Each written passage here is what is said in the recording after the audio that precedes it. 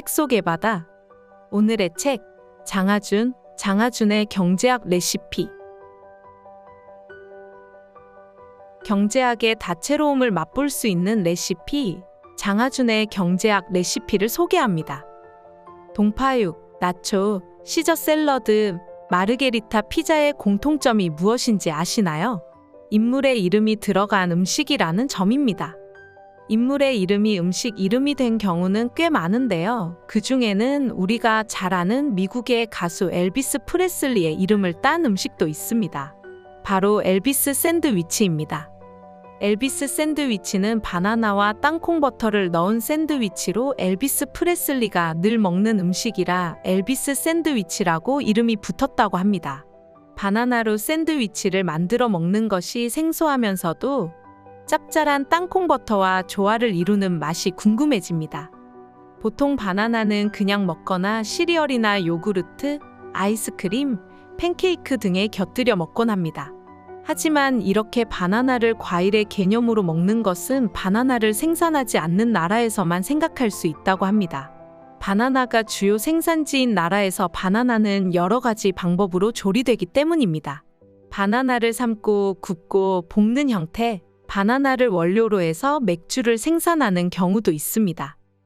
바나나는 원래 동남아시아에서 유래했는데 수천 년 전부터 재배되기 시작했고 그 과정에서 씨가 없는 변종이 선택되었습니다. 그 결과 바나나는 자연 번식할 수 없게 되었죠. 즉, 재배용 바나나는 사람 없이는 번식할 수 없게 된 것입니다. 19세기 말 철도와 증기선, 냉장 기술의 발달로 인해 바나나가 썩지 않고 먼 곳까지 수출할 수 있게 되자 수출 경제에 매우 중요한 품목이 됩니다. 바나나를 미국으로 대량 수입할 수 있게 되자 미국의 기업들은 쿠바, 하이티, 온두라스, 코스타리카, 콜롬비아 등 여러 나라의 바나나 플랜테이션을 설립했고 곧 그 나라의 경제를 지배하게 됩니다. 경제의 모든 면에 관여하고 지배하게 되면서 그 나라의 정치에도 매우 높은 영향력을 행사하게 됐고 콜롬비아에서 일어난 바나나 학살 사건까지 일어나게 됐죠. 바나나 학살은 1928년 노동자들이 파업에 들어가자 미국의 압력에 콜롬비아 군부가 파업을 강제 진압하면서 노동자들이 총에 맞아 목숨을 잃은 사건입니다. 이런 나라들은 미국 바나나 회사들의 강한 영향력과 지배력으로 바나나 공화국이라 불렸고 거대 기업의 투자가 어떻게 부정적인 영향을 끼칠 수 있는지를 보여줍니다. 다국적 기업을 통해 기술 이전과 직업 훈련을 비롯한 경제 성장을 유도하려면 정부의 정책이 얼마나 중요한지 알 수 있습니다. 딸기를 통해서는 로봇이 미래의 일자리를 위협하게 되는지 알 수 있습니다. 딸기는 달콤하고 맛있는 과일이지만 재배 과정에서 매우 고된 노동력을 필요로 합니다. 낮은 높이에 달린 딸기를 허리 숙여서 찾고 멍들거나 무르지 않게 조심스럽게 따야 하기 때문에 시간도 더디고 많은 일손을 필요로 합니다. 도심과 가까운 곳에서는 딸기 수확 체험으로 이런 문제를 부분적으로 해결하긴 하지만 근본적인 해결책은 되기 어렵습니다. 하지만 딸기를 수확할 수 있는 로봇이 상용화된다면 수확하는 수고와 함께 노동력은 사라지게 됩니다. 많은 일자리가 과거부터 지금까지 기술의 발전으로 사라졌습니다. 하지만 그만큼 많은 새로운 일자리들이 생기기도 했죠. 그러나 당장 로봇으로 일자리가 대체되고 실업자가 된다면 매우 곤란할 것입니다. 재취업을 위해서 받아들여야 하는 현실과 직업 훈련을 받기 위한 정부의 적극적인 노력이 필요하죠. 이에 대해 저자는 이렇게 말하고 있습니다. 자동화는 일자리를 파괴하는 장본인이 아니다. 거기에 더해 기술이 홀로 일자리 숫자를 정하는 것이 아니다. 우리는 재정 정책, 노동시장 정책, 특정 산업 부문에 대한 규제 등을 통해 원하면 새로운 일자리를 만들어낼 수 있다.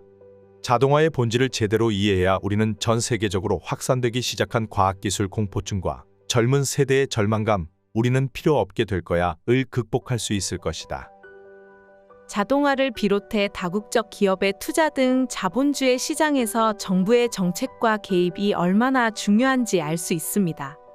또한 세계적인 산업 디자이너에게 파스타 모양을 의뢰한 이야기부터 시작해 현대자동차가 어떻게 성장할 수 있었는지, 독일의 호밀로 인해 복지국가가 탄생한 이야기, 스찬의 고추 요리로 시작해 사회생활의 중요한 기반이 되는 돌봄 노동에 관한 이야기 등을 통해 자유주의 경제의 문제점들과 정부와 정책, 제도와 관점, 소비자의 노력들이 경제에 얼마나 중요한지 알려주고 있습니다.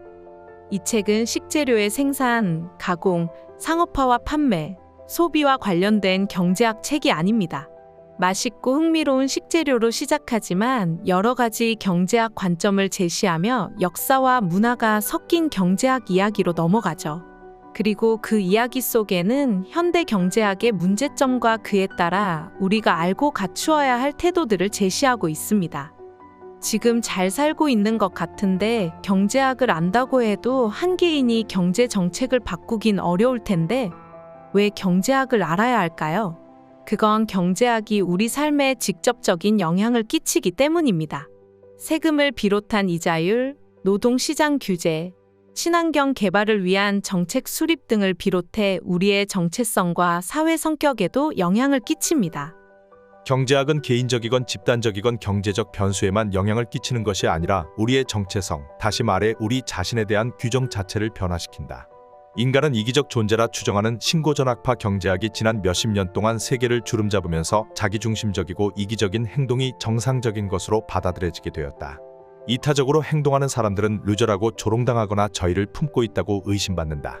이런 학파들의 시각을 따른다면 사회를 어떻게 설계하는지에 따라 여러 동기 중에 특정한 것을 장려할 수 있고 심지어 사람들이 가지고 있는 동기 자체를 바꿀 수도 있다고 생각하게 될 것이다.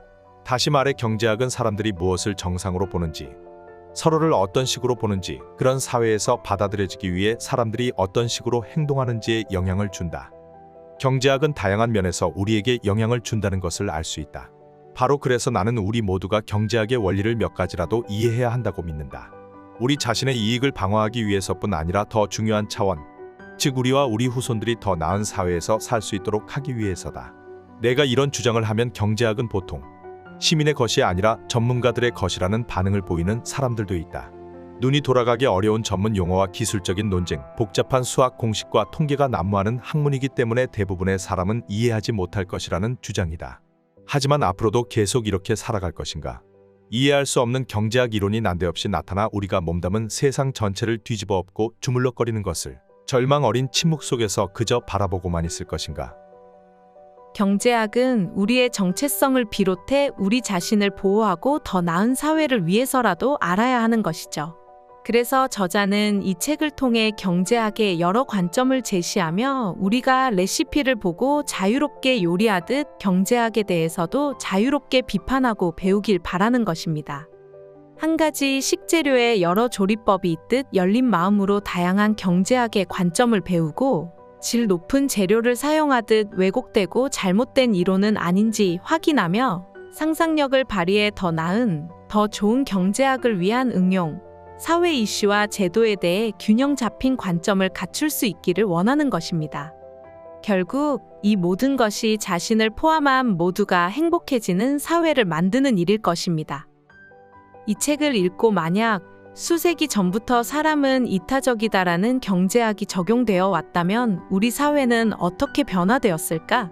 문득 궁금해집니다. 경제학의 다양한 조리법, 장하준의 경제학 레시피였습니다.